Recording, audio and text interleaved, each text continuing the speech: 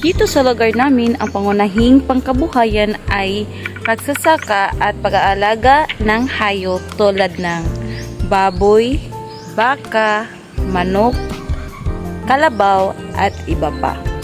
Ngunit sa kabilang dako naman ng barangay namin ay yung nagtratrabaho sa lungsod o di kaya ay nagtitinda ng pagkain, beauty products, hardware at iba pa. Lumaki ako sa isang barangay na maraming magagandang tanawin tulad ng mga bukid, napapalibutan ng luntiang palayan at matataas na puno ng niyog. Presko at sariwang hanging malalanghap, mga taong nagtutulungan at nagdadamayan. Ang Barangay Rosario ay isa sa mga 21 barangay dito sa Tandag City. Isang lungsod na nabibilang sa unang klase ng lalawigan sa Surigao del Sur. Ayon sa mga ninuno at nakakatanda sa amin, ang unang tao na nanirahan sa barangay ay tinatawag na Rosariohanon. Sila ay nagbula sa Surigao, partikular sa Tandag. Ang Barangay Rosario ay nangangahulugang kaugalian at tradisyon ng mga tao. Sa paglipas ng panahon, ang barangay namin ay lumago, tulad na lang ang populasyon. Noong 1919, biro lamang itong 1,152 na residente. 1995, September 1, 1,444. Sunod naman noong 2000, May 1 na merong 1,920 at sumunod naman ang 2,378. Sunod, 2010, May 1, naging 2,576. Noong 2000, 2,067. Yung bago sa census noong 2020, May 1 ay naging 4,385. Pangalawa, ang pag-unlad ng infrastruktura tulad ng paaralan at kalsada. Ito ang pangunahing problema namin noon dahil bilang estudyante, mahirap ang daanan na lubak-lubak at maputi. Kaya naisipan ng mga residente at ng punong barangay ng isang proyekto tulad ng kalsada. Mula sa barangay Purok Maligaya hanggang Purok Relocation. Kung hindi nyo alam, yung relocation ay bago pa lang Purok dito sa aming barangay. Ito ay nagkokonektado mula sa Victoria at Loha Public Market. Yung kalsada ay parang nag-D outpost o utlanan ng barangay Rosario. Pangatlo naman ay ang urbanisasyon. Dahil sa paglaki at pag-unlad ng populasyon, ang mga bukirin at palayan noon ay ginawa na ng mga bahay at gusali. Tulad na lamang ng Surpuco Village, Global, at yung bago ngayon dito sa barangay namin na hanggang ngayon ay under construction pa rin. At higit sa lahat, nandito itinayo sa Barangay Rosario ang New Cathedral. Pang-apat, pag-unlad ng teknolohiya. Isa sa halimbawa nito ang mga ginagamit ng magsasaka. Malaki ang pagbabago ng kagamitan na ginagamit sa pag-aani. Dati, sila ay nahihirapan dahil tradisyon na paraan ang ginagamit nila sa pag-aani ng palay. Tulad na lang ng paggamit ng kalabaw at araro para sa pag-ani ng kanilang pananim.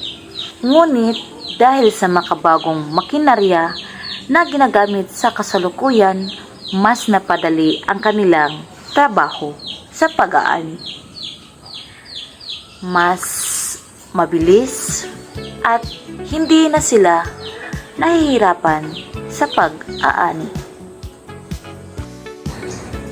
Ang pangalan ni Rosario ay nagmula sa salitang Espanyol na Rosario na tumutukoy sa tradisyon at paniniwala ng tao. Ito ay isang paraan ng pananampalataya sa pamamagitan ng Rosario. Alam ko kadalasan sa atin ay alam kung ano yung Rosario. Ito ay kadalasang ginagamit ng mga Katoliko.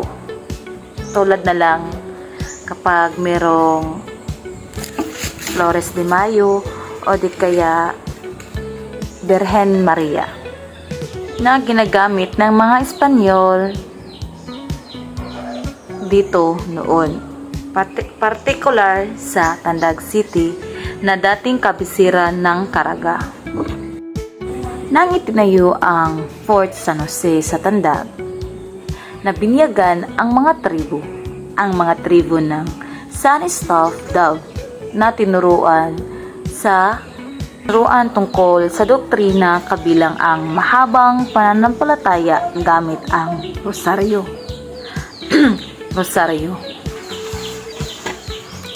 na ginagamit sa bawat alas 6 ng gabi, prosesyon at banal na misa bago at pagkatapos. Ang Santo Rosario ay naging karaniwang salita na hanggang sa kasalukuyan ay ginagamit pa rin ng mga taga-Rosario. Dito, ang pagdiriwang ng kapistahan bilang parangal sa mahal na Birheng Maria ng Rosario ay ginaganap tuwing ikapitong araw ng Oktubre. Nasa ngayon ang Santo Rosario o Barrio Rosario ay tinatawag ng Barangay Rosario. Ang territorial na hangganan ng Rosario ay hindi maayos na natukoy at ipinagpalagay na lamang na ito ay sumasaklaw sa timog na bahagi ng Tandag hanggang sa hilagang dulo ng munisipalidad ng Tago. Ipinapakita dito ang pampolitikal na division ng Tandag at Tago. Ng Tago ay nasa dating daan o kalsada ng mga Espanyol. Pagkatapos ng panahon ng mga Espanyol hanggang sa pagtatag ng pamahalaang Commonwealth, ang Barrio Rosario ay hindi kailanman naging legal. Lumipas muna ang mga ilang taon hanggang sa ito ay naaprubahan noong Hulyo 21, 1955. Ang Rosario ay naging Barangay Rosario sa ilalim ng RE number 2533. Nang lumago ang populasyon ng barangay, ng Tandag City, ang Barangay Rosario ay hinati at lumipat ang hangganan patimog na naging resulta sa paglikha ng bagong barangay na ito ay tinatawag ng Barangay Bangong Lungsod.